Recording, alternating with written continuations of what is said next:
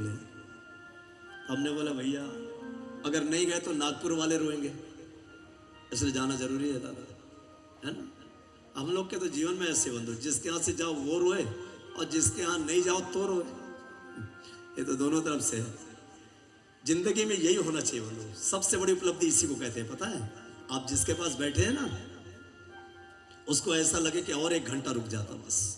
और जिसके यहाँ जाने की प्रयास कर रहे हैं वो आपका बेसब्री से इंतजार कब आएंगे, बस आ जाते, बस इसके बिना थोड़ा सा कम ही खल रहे, बस वो कब आ जाए। अगर जिस दिन आपके लिए ये बात साबित हो गई, समझ जाना आप बहुत अच्छे इंसान हो गए जिंदगी में। इसको पाने के लिए बस आदमी को बहुत कुछ कदम ऐसे ही बढ़ाना पड़ता है जीवन में। अपनी कीमत आप बढ़ा सकते हैं। ध्यान से कथा सुनिएगा क्यों ना। तापत्रय विनाशाय, 3 प्रकार के ताप जिनके सानिध्य में आकर के विचलित नहीं होता व्यक्ति उससे। आते तो हैं ताप, सभी के जीवन पे आते हैं। भाई धूप तप रही है तो चाहे मैं हूं चाहे आप हो, धूप तो आपके लिए मेरे लिए बराबर है, उसमें कोई दिक्कत नहीं है। बात एक ही है दोनों के लिए। लेकिन हाँ, अगर हमने अपने शरीर को उस प्रकार से बना लिया है कि चाहे कितने भी धूप लगे, कितना भी ठंडी लगे, कितनी भी बारिश हो, हमें इससे कोई फर्क नहीं पड़ता, और हमने उसको अभ्यास में लेकर के आ गए हैं, तो फिर हम उससे विचलित नहीं हो सकते। और जिसको उसका अभ्यास ही नहीं है वो कदम कदम पे विचलित हो सकता है। तो 3 प्रकार के ताप कौन से? दैहिक, दैविक, ये भौतिक ताप। दैहिक यानी शारीरिक कष्ट, ये सबको आते हैं। कोई ना कोई बीमारी से आदमी ग्रसित रहते हैं ये जिंदगी में।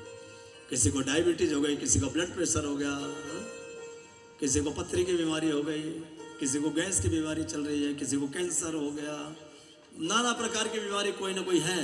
ये बीमारी से ग्रसित इंसान, लेकिन विचलित कौन नहीं होता कि भैया ये गलती हो गई होगी हमारे खान पान रहन सहन में, कोई बात नहीं, हम इसका इलाज करेंगे, दोबारा गलती नहीं करेंगे। और उससे विचलित होने की जरूरत नहीं तो पता चल गया अरे भैया आपके तो पॉजिटिव रिपोर्ट आई है कोरोना की, आधे तो उसी दिन मर गए। जैसे रिपोर्ट सुनी जमीन खिसक गई पैर के नीचे से। क्यों? कोरोना। इतना देख लिया कोरोना को टीवी में कि जमीन, आपको सच पता है मुझे भी हुआ था कोरोना, तो मुझे भी हुआ था, लेकिन जमीन नहीं खिसकी नीचे से। मैंने योग को कभी छोड़ा नहीं। मैंने कहा जो होगा देखा जाएगा। ना योग छोड़ा, ना ध्यान छोड़ा, ना साधना छोड़ी। अस्पताल में बैठ करके छत के ऊपर योग करता था मैं अलग सलग, और वहां पर भी ध्यान करते रहा, वहां भी भगवान का ध्यान। मैं ध्यान करते करते अगर चले भी गए तो क्या फर्क पड़ता है। लेकिन आया और कोरोना प्रणाम करके निकल गया।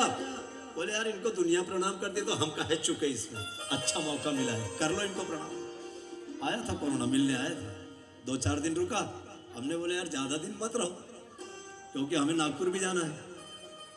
तो बोले ठीक है निकल गए। तो जीवन में ताप आते हैं सभी के, दैहिक बीमारी आती है, लेकिन जो साधक स्तर का आदमी है, शंकराचार्य की बात बताए। एक बार शंकराचार्य को कैंसर हो गया था और उनके शिष्य लोग बैठे थे ऐसे, सुनिएगा ध्यान से, शिष्य लोग बैठे। एक दिन वो कहीं गए ऐसे, तो शिष्यों ने क्या सोचा कि एक काम करते हैं, अपने गुरुजी के लिए कुछ अनुष्ठान कर लेते हैं। और उन्होंने महामृत्युंजय मंत्र का जाप रखवा लिया। सब बैठ गए, जप कर रहे हैं, आश्रम के सारे काम बंद, और शिष्य लोग बैठ के बढ़िया फोटो लगा दी, दिया जला दिया, और महामृत्युंजय मंत्र का जप कर रहे हैं अपने गुरुजी के लिए। गुरुजी कहीं से चल करके आए और पूछा बेटा ये क्या कर रहे हैं? बोले गुरुजी आपको कैंसर हो गया, हमको पता चला है, तो आपके लिए हम महामृत्युंजय मंत्र का जप कर रहे हैं। बोले जल्दी खड़े हो, फोटो उठाओ, यहां से खड़े हो, आश्रम में काम करिए, ये बंद करो सब। अगर मेरे कर्मों के प्रारब्ध में, अगर मेरी गलती से, मेरे जीवन के क्रियाकलाप से अगर कोई चीज मेरे पास आ गई है तो मैं भगवान को उसमें लेके आऊं कि भगवान तुम कर दो पूरा, गलती करी मैंने, हाँ, और भगवान को बीच में ले। इसीलिए भगवान होते हैं क्या? या भगवान को आपने इतना छोटा समझ लिया कि बस कोई भी काम पड़े तो है ना, चले वहां, गलती हम करें और भगवान के पास जा खड़े हो जाए। प्रभु इसके लिए भगवान नहीं है, और सारे सृष्टि को संचालन कर रहा है, हा? इसलिए क्या करें, अब अपना कर्म का प्रारब्ध स्वयं भोगे और प्रयास करें अच्छा हो जाए, बहुत बढ़िया बात है। लेकिन उसके लिए भगवान नहीं आए, भगवान तो प्रेम करने के लिए है। भगवान की महिमा ऐसी है कि प्रभु हमारा मिलन तुझसे हो, बस हम तो आए हैं। तो नाना प्रकार की बीमारी से लोग ग्रसित है, लेकिन वो साधक स्तर का आदमी कभी विचलित नहीं होता। शंकराचार्य जी बिल्कुल विचलित नहीं है इससे, उनको कोई फर्क नहीं पड़ता इससे। और क्या है? दैहिक, दैविक। दैविक यानी अचानक जो बीमारी आती है, जैसे हैजा हो गया, कभी मलेरिया आ गई, अचानक चिकनगुनिया हो गया, कोरोना हो गया, महामारी, अति वर्षा, सूखा, अकाल, ये सब दैवी आपदाएं हैं। लेकिन इससे भी जिनका सानिध्य भगवान के साथ है वो विचलित नहीं होता, क्योंकि उसका जीवन ही भगवान के लिए है। उसके तो कदम कदम पर भगवान का प्रसाद मान रहा है वो जिंदगी को, वो क्या विचलित होगा बताओ? उसे कौन विचलित कर सकता है? एक गुरुजी और एक चेला दोनों झोपड़ी में रहते थे, जंगल में झोपड़ी बना करके। अचानक आंधी तूफान आया, छप्पर उड़ गया, आधा छप्पर उड़ गया। शिष्य बड़ा परेशान हो गया, गुरुजी देखो ना, एक तो घर छोड़ करके आए थे, जंगल में आए थे, और यहाँ झोपड़ी बना के भगवान के भजन कर रहे थे, अरे भगवान को भी देखो आधा छप्पर उड़ा दिया। हाँ, शिष्य बड़ा परेशान हो गया। तो गुरुजी ने कहा, बेटा भगवान की कृपा दिख रही तुझे? अरे अपने झोपड़ी में लाइट तो थी नहीं, यहाँ बिजली की व्यवस्था है नहीं, ऊपर वाला कितना ध्यान रखता बताओ। ये आधा छप्पर उड़ा के उसने अपने कमरे में प्रकाश तो कर दिया, अब अंधेरे में रहने की जरूरत नहीं हमें, उसने प्रकाश कर दिया। बताओ किस परिस्थिति में खुश आप? थोड़ी देर में बरसात हो गई। बोले गुरुजी अब तो पानी भी। बोले उसको ध्यान है हमारा कि इनके घर में पानी लाने वाला कोई नहीं, इनकी कोई पत्नी थोड़ी नहीं जो पानी भरेगी ला करके। हाँ, तो उसको कितना ध्यान है बताओ। वो पानी भी भेज रहा है, प्रकाश भी भेज रहा है, हवा भी भेज रहा है। अरे बेटा भगवान का धन्यवाद कर। अब बताओ ऐसे व्यक्ति को कौन परेशान कर सकता है दुनिया में? कोई कर सकता है? यही तो है भगवान का सानिध्य जिनके जीवन में है ना, उसको दुनिया में कोई माई का लाल परेशान नहीं कर सकता। क्या परेशान करेगा? तो दैहिक, दैविक और भौतिक ताप। भौतिक ताप कैसे होता है? जो हमें परिवारजनों से मिलता है। परिवारजनों से कैसा मिलता है? रिश्तेदार से कैसा मिलता है? सामाजिक लोगों से कैसे मिलते हैं? आप किसी काम से कहीं गए तो अच्छे काम के लिए थे, जो भी जहां भी गए, लेकिन आपको नहीं पता कि रास्ते में क्या होने वाला है। अभी आप कथा सुनने आए, अच्छे काम के लिए बैठे हैं, अभी आपके पास फोन आ जाए, भैया और तुम्हारे दामाद जी के छोटे भाई का एक्सीडेंट हो गया। बात किसी ने फोन से बता दी आपको। अब मैं कितनी भी अच्छी कथा सुनाऊं, लेकिन अब कथा नहीं आएगी।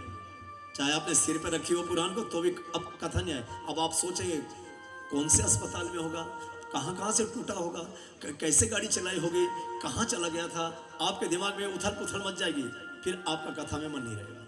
इसको कहते हैं भौतिक ताप। लेकिन जो साधक स्तर का व्यक्ति है, बोले कोई बात नहीं है। सच बताए, हमारे यहाँ युग ऋषि वेद मूर्ति तपोनिष्ठ पंडित श्री राम शर्माचार्य जी, जो हमारे गुरु जी है, उनका प्रवचन चल रहा था, हजारों लोग सामने बैठे थे, और धीरे से किसी ने पर्ची पर लिख करके ला कर दिया, आपकी माता जी दुनिया से चली गई, खत्म। बताओ, जिसकी मां चली गई हो, आपने कभी टीवी में देखा होगा, योगी आदित्यनाथ जो उत्तर प्रदेश के मुख्यमंत्री है, उनके शायद पिताजी खत्म हुए थे, लेकिन वो गए नहीं। वो गए क्यों नहीं? वो आलसी आदमी है क्या? और क्या पिताजी से दुश्मनी इसलिए नहीं?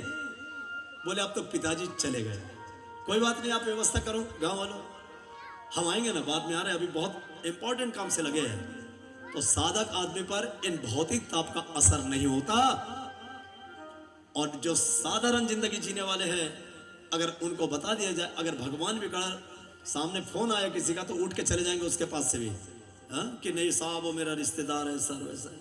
तो ये 3 प्रकार के जो ताप होते हैं, जिनका जीवन भगवान के सानिध्य में है, या भगवान की कृपा से जिनका जीवन कृपा मान रखा है कि मेरा उनकी कृपा से सब काम चल रहा है, तो निश्चित मानिए कि ये 3 प्रकार के ताप से वो विचलित नहीं होता।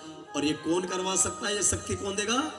श्री कृष्णाय वयं नमः, ये मेरे भगवान श्री कृष्ण। और उन्हीं की ये पावन कथा आप लोग सुनने के लिए बैठे हैं। कितना सुंदर भगवान है। सच्चिदानंद रूपाय विश्वोत्पत्त्यादि हेतवे तापत्रय विनाशाय श्री कृष्णाय वयं नमः। ऐसे श्री कृष्ण ऐसे भगवान को हम नमन करते हैं जिनके कारण सृष्टि की उत्पत्ति हुई है, तीनों प्रकार के ताप नष्ट होते हैं, सच्चित आनंद स्वरूप है, हमारे जीवन में आनंद की अनुभूति करते हैं। तो श्रीमद् भागवत कथा में अब बात तो समझ गए कि किसकी कथा है, लेकिन कहां बैठे और कैसे बैठे और कैसे सुने, ये भागवत में बहुत अच्छी बात है। कहां बैठना चाहिए, कहां की जगह बताई है। भागवत कथा सुनने के लिए, कथा के लिए एक बहुत सुंदर स्थान का नाम आया है और उसका नाम है नैमिषारण्य की पावन भूमि। नैमिषारण्य, उसे क्या कहते हैं, चक्र तीर्थ के नाम से जानते हैं। यह उत्तर प्रदेश की धरती में है, कभी देखिएगा। और ये धरती इतनी महान क्यों हो गई?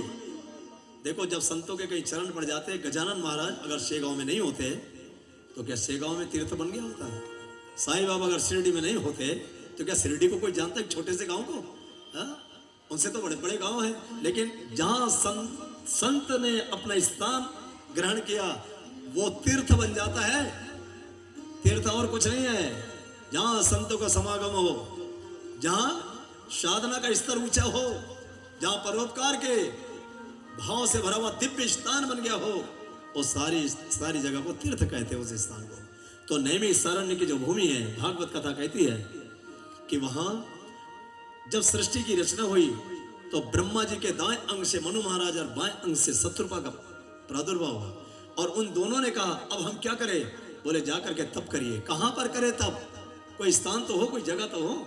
तो उस जगह का नाम बताया, एक मानसिक चक्र छोड़ा ब्रह्मा जी ने। ये चक्र आगे आगे चलते जाएगा और जहां ये चक्र रुक जाएगा, स्थिर हो जाएगा, वहीं पर बैठ करके तपस्या करना, वहीं बैठ करके ध्यान करना, उसी में तुम्हें सफलता मिलेगी।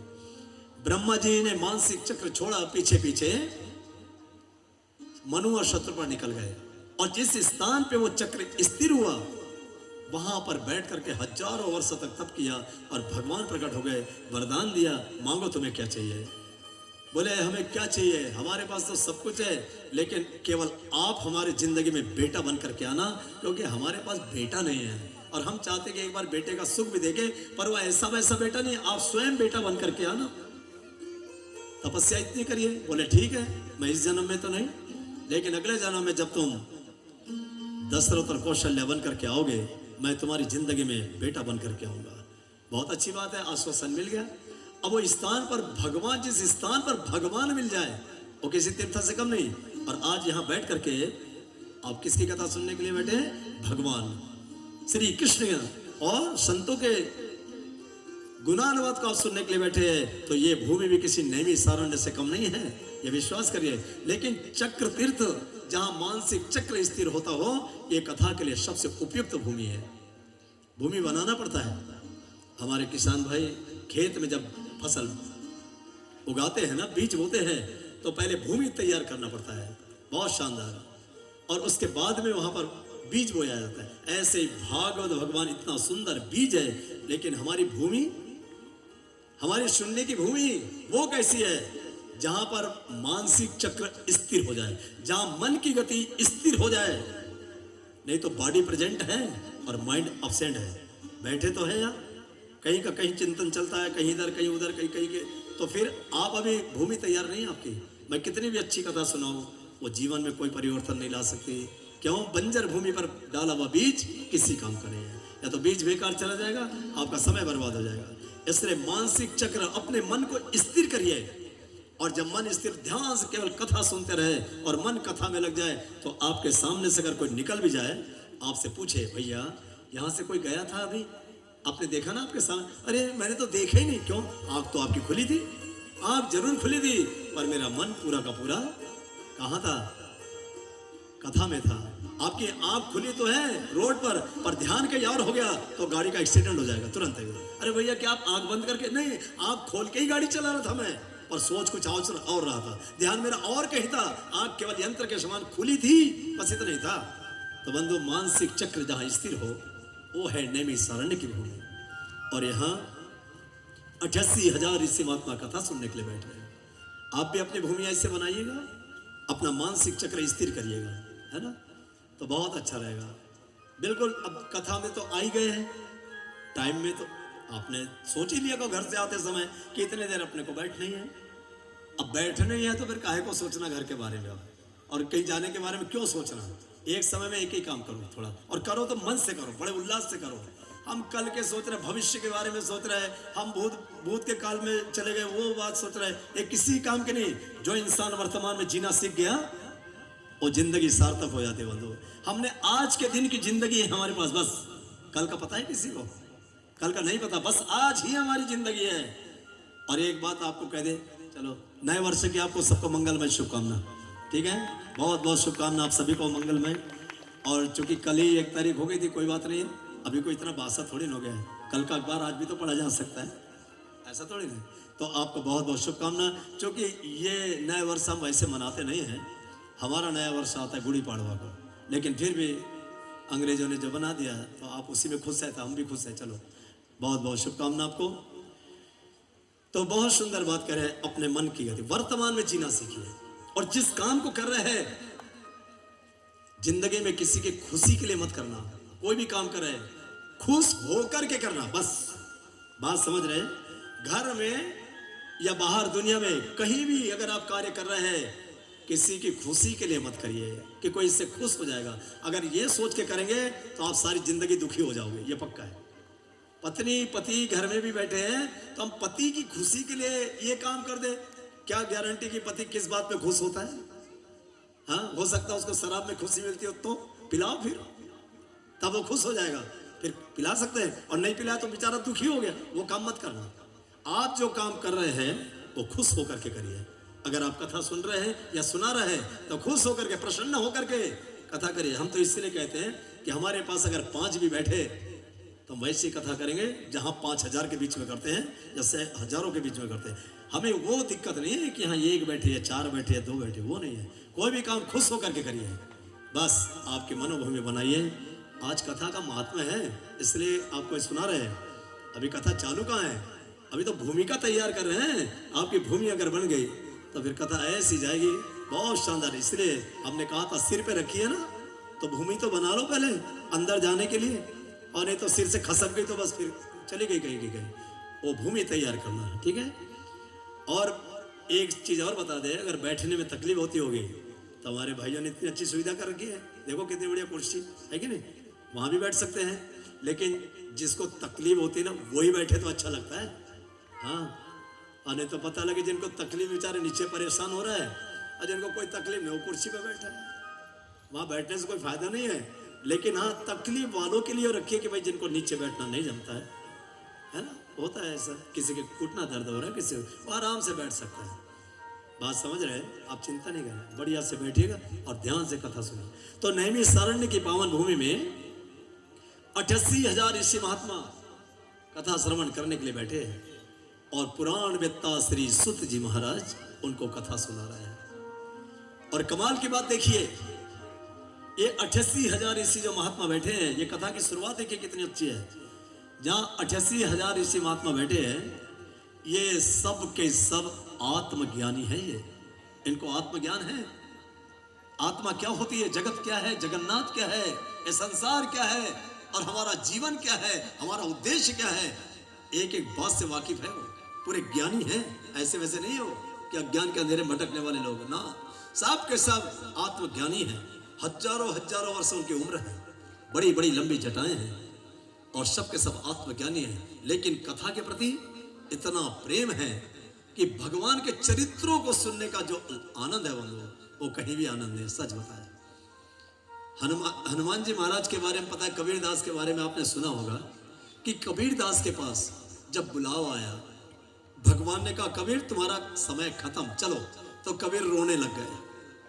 क्यों भाई कबीर, तुम क्या जाने से डरते हो? नहीं नहीं प्रभु, जाने से डर नहीं लगता। तो फिर रो क्यों रहे हैं? रोने का कारण है प्रभु, क्या? आया जब बुलावा हरि का, आया जब बुलावा हरि का, दिया कबीरा रोए। कौन सा कबीर? जिनके पीछे भगवान घूमते थे वो कबीर की बात कर रहे हैं।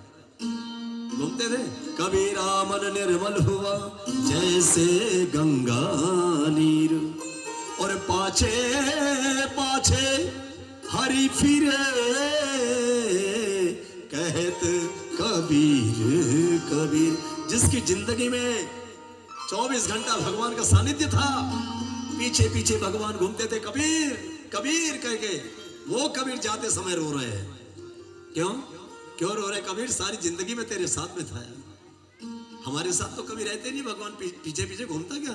हमें घूम रहा है भगवान के पीछे, आगे मंदिर में, यहाँ को अपने पीछे घूम रहा है? हाँ? नहीं घूम रहा। फिर भी कबीरदास क्यों रो रहे? बोले आया बुलावा हरि का और दिया कबीरा रोए। क्यों? बोले जो सुख इस सत्संग में वो बैकुंठ न होए। जो सुख इस सत्संग में है वो बैकुंठ में कभी नहीं होता। और इस बात को आप लोग समझ रहे होंगे, इसलिए तो आप कथा में बैठे हैं, नहीं तो आप कहीं और बैठे होते हैं। पर कथा में क्यों बैठे हैं? और हमारे मुख्य यजमान कथा क्यों कर रहे हैं? वो इस सुख को जानते होंगे अच्छे से। जो सुख इस सत्संग में ओ बैकुंठ न होए। प्रभु जहां आप रहते हैं ना, बैकुंठ आपका धाम है, वहां वो सुख नहीं है। जो सुख आपके चरित्र को सुनने में आता है, जो आपने जो लीला किया है प्रभु, मेरे त्रिलोकीनाथ ने जिसने दुनिया बनाई है, उसने कितनी सुंदर सुंदर लीला करी है, वो सुन करके इतने प्रसन्नता मिलती है प्रभु। बस यही तो एक आनंद की अनुभूति है। आनंद के कथा सुन करके आनंद ही आता है। इसलिए भूमि ऐसी बनाई है।